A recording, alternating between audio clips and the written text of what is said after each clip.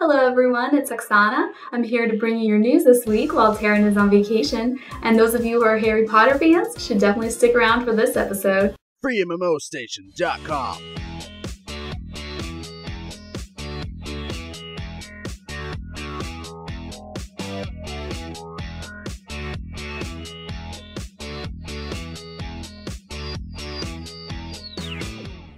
Free to play unlimited. If you've been waiting for years for a Harry Potter MMO, then don't lose hope, there's a game in the making. But there's a catch. New studio Biohazard Entertainment is working on Harry Potter Online, and there's an official site up and running with some concept art, forums, and various content. The team even revealed a developer diary talking about the game and their plans for it. So what could go wrong? Apparently, the project is still pending approval from publisher Warner Bros.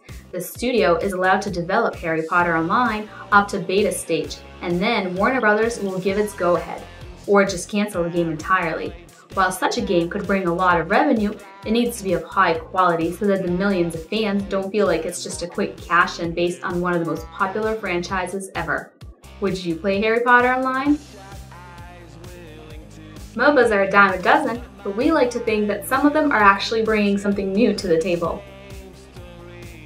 That could be the case with Pirates Treasure Hunters, a MOBA game from Spanish studio Virtual Toys.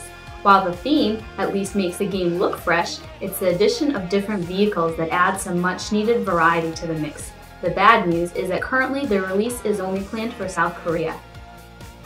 Fans of Steampunk vs. Fantasy, the Black Gold Online alpha test has a date set, and it's March 20th. Hello players and fans of Black Gold, I'm Avril Lavigne. Apparently, punk rocker Avril Lavigne is a fan of Black Gold, but we're more inclined to think she got paid to say some cliched expressions. This alpha will be by invitation only, so if you didn't get yours yet, try filling out a survey on the official website to increase your odds. Players will be able to try 8 playable classes from 4 of the races. Half from the Steam alignment of Eisenhorst and half from the fantasy side, Erlander. You can also expect crafting, vehicle construction, and instance dungeons.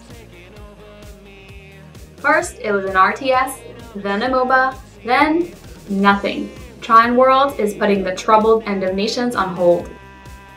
While on hold is the official statement, we have a feeling that End of Nations is pretty much cancelled.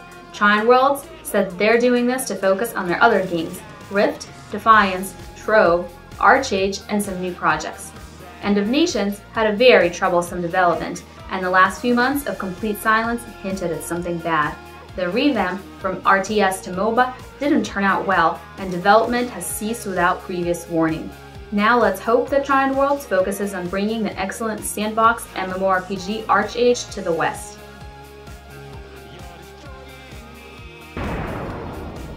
If you love the original Ragnarok Online, you should take a look at our preview of Tree of Saviors. We also have first looks of Nosgoth and Strife. It's extremely reassuring to see that Tree of Savior doesn't succumb to the usual third-person perspective to go with the crowd.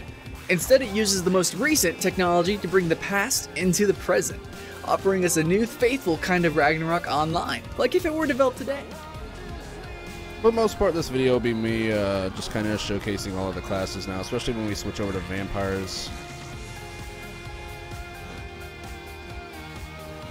There's 2 rounds to a match, and one thing to mention in-game is the fact that you regenerate outside of battle, which kind of completely changes the playing field of what we come to expect in a MOBA entirely. On a note about itemization though, expect a shop similar to Dota 2 with a lot of activated items, so this is sort of against League of Legends.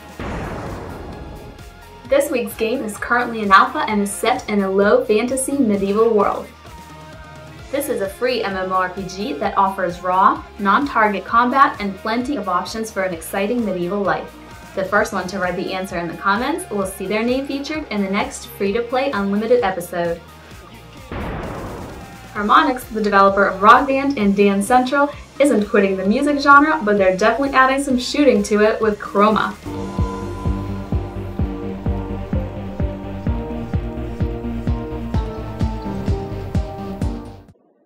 Chroma is a free-to-play, music-driven FPS developed in a partnership with Hidden Path Entertainment, makers of Counter-Strike Global Offensive.